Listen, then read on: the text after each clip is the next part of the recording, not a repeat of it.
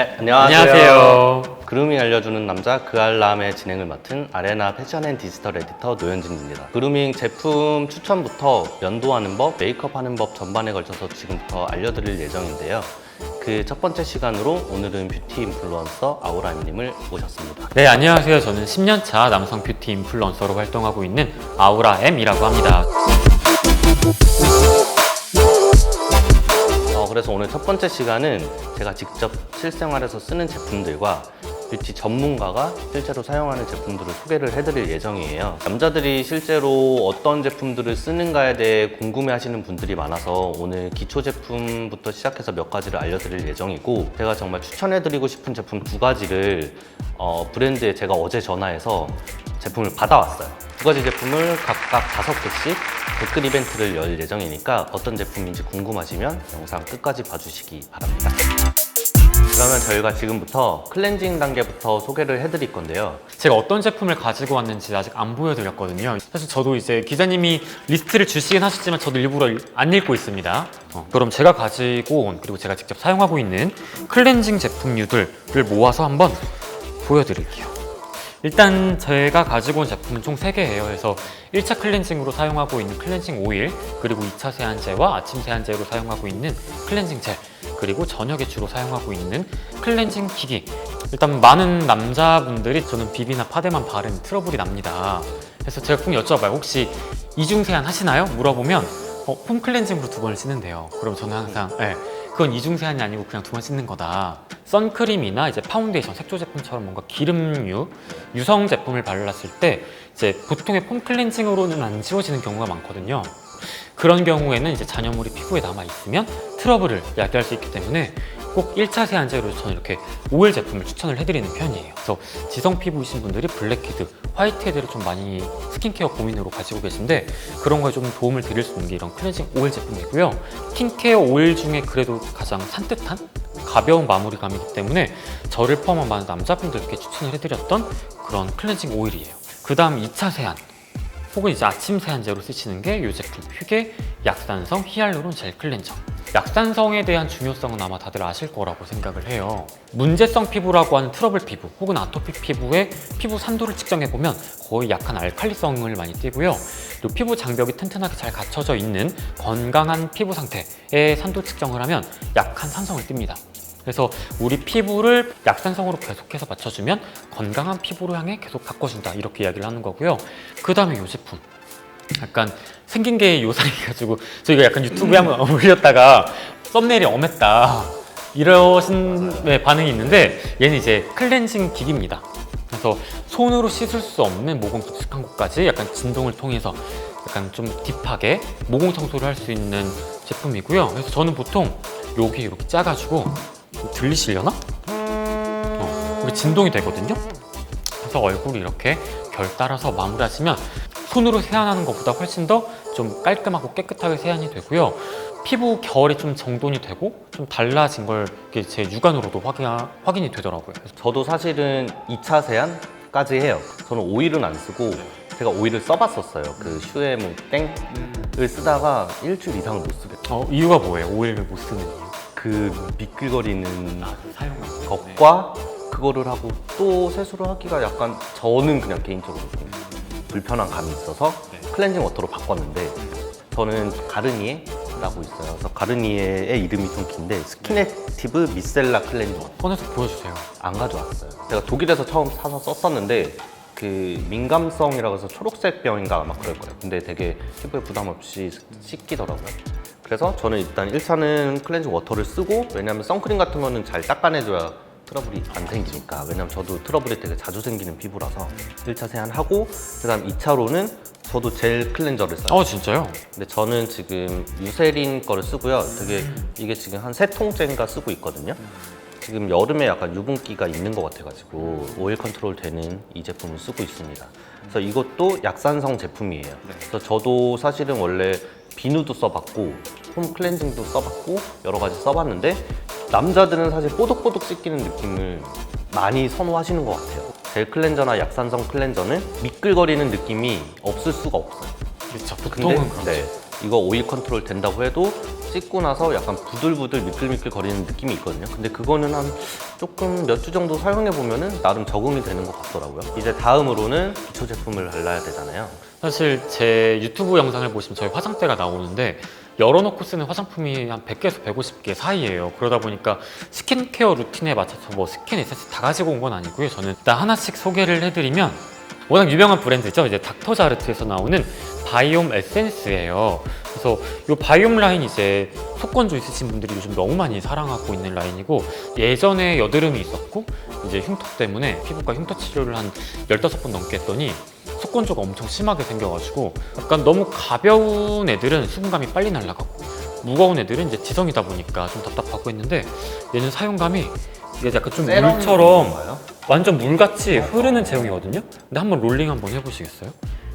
제형은 물 같은 제형인데 롤링해서 흡수시키고 나면 약간 신기하죠? 어떤 느낌인지 아시겠죠? 근데 이게 뭔가 말로 설명하기는 굉장히 어려운, 이게 약간 광도 나을 것 같네요.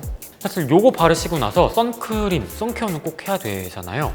제가 사실은 선케어를 안 했었는데 이게 선케어를 안 하다 보니까 잡티 같은 게 되게 많이 생겼어요. 피부도 약간 예민해지는 것 같고 자외선 때문에 트러블이 날 수도 있다고 하더라고요. 그때부터 선크림을 좀 무조건 아침에 잘 꼼꼼히 바르고 나오기는 하거든요. 나는 안 타기 위해서 선크림을 바른다, 그래서 여름에만 바른다 하시는 분들이 거의 한 90% 이상이시고요.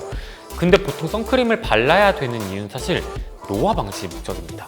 늙고 나서 주름 생기고 나서 주름 개선 화장품 바르는 것보다 애초에 젊을 때 주름 없을 때 자외선 차단을 해주시는 게 훨씬 더 노화 방지에 좋습니다. 남자분들이 좋아하실 만한 제형인 것 같아서 가지고 왔고요. 얘는 라운드랩 자작나무 수분 선크림입니다. 진짜 수분 크림이라고 해도 될 정도로 굉장히 수분감은 높지만 끈적임이 없는, 얘도 제형이 굉장히 특이해요. 혹시 써보셨나요? 아니요. 이거 한번, 얘도 한번 써보세요. 완전 약간 에멀전. 맞아요. 그러니까 이게 그냥 보습크림? 굉장히 가벼운 보습크림 느낌의 선크림이기 때문에. 유기자차인 거죠? 네, 맞습니다. 보통 이렇게 백탁 없이 가볍게 발리는 아이들은 보통 유기자차고요.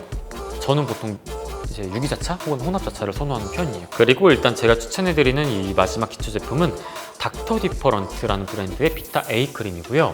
혹시 스티바 A 크림이라는 거 저 그거 쓰고 있어요. 진짜요? 네. 어떻게 쓰세요? 어떻게 알고, 처음에 어떻게 하셨어요? 기억이 안 나네요. 좀 오래전, 근데 막 엄청 꼼꼼하게 맨날 쓰지는 않고 그냥 보일 때 생각날 때는 바르는 편? 보통 이제 뷰티 카페에서 굉장히 입소문을 탄 연고가 스티바 A 연고, 스티바 A 처방전이 크림 있어야 되네. 이렇게 이제 의약품이기 때문에 이제 피부과에 가서 원장님의 처방전을 받아서 구매를 해야 되고요. 걔의 주 성분이 비타민 A입니다. 비타민 A가 피부에 들어가게 되면 우리가 원하는 모든 것들이 해결이 돼요. 그리고 피부 각질 개선, 잔주름, 그리고 피부 결, 모공, 톤, 탄력, 주름, 이 모든 것들을 같이 케어가 되기 때문에 약간 스티바 A 크림이 피부 만병통치약처럼 쓰이고 있거든요. 근데 이제 걔는 말씀한 것처럼 이제 처방전이 있어야 구매를 할 수 있고요. 그 이유는 효과가 강력해요. 그만큼 부작용도 셉니다. 처방전 없이 구입할 수 있는 비슷한 성분, 레티날로 만드는 성분 제품들 중에 그나마 요즘 많이 사용하시는 게 이제 비타 A 크림, 닥터 디퍼런트 제품이고요. 보통 크림 이거 처음 사시는 분들이 사용법을 모르시고 크림 발라야지 듬뿍 짜서 여기 이렇게 바르고 짜서 이렇게 바르고 하는데 그러면 피부 다 벗겨지고요. 절대 안 되고 원래 사용하시던 크림을 짜시고 이건 진짜 한 콩알 정도 소량만 짜서 섞어 쓰는 거예요. 섞어서 한 일주일에 한 번 혹은 2번 정도 쓰시다가 피부가 어느 정도 홍조도 줄어들고 각질도 줄어들었다, 적응을 좀 한 것 같다 하면 그때부터 좀 일주일에 3회에서 4회 이렇게 늘려가면서 사용하시면 됩니다. 네, 그래서 이렇게 3가지를 가지고 왔고, 이제 기자님께서 가지고 오신 기초 제품 3가지 어떤 건지 저도 한번 보고 싶은데. 네, 이번에는 제가 쓰는 기초 제품들을 소개해드릴 건데요. 빨리빨리 그냥 여러 개 갖고 와서 소개를 해드릴게요. 저는 스킨을 일단 쓰는데 이것도 제가 출장 갔을 때 이태리에서 얼마 안 하더라고요. 4유로 떼였던 것 같아요. 그냥 마트에서 파는 스킨인데 장미수예요. 근데 이거 옛날에 홈쇼핑에서도 파는 걸 제가 저도 한번 팔았었어요. 정말요? 네, 저 쇼스 했을 때 이거 몇 번 팔았습니다. 근데 제가 이거 향이 너무, 제가 장미향을 좋아하기도 하고 그래서 이거는 그냥 가볍게 트러블 없이 잘 쓰고 있는 토너고요. 그 다음에는 저는 이거는 세럼이에요. 근데 이거 아시는 분 많을 것 같은데 여자분들은 아시는 분 많을 것 같아요. 요즘 나름 네. 핫해지고 있는 브랜드죠. 디오디너리. 이게 한 10,000원 정도 하는 가격대거든요. 나이아신아마이드 10%에 징크 1%가 들어간 세럼입니다.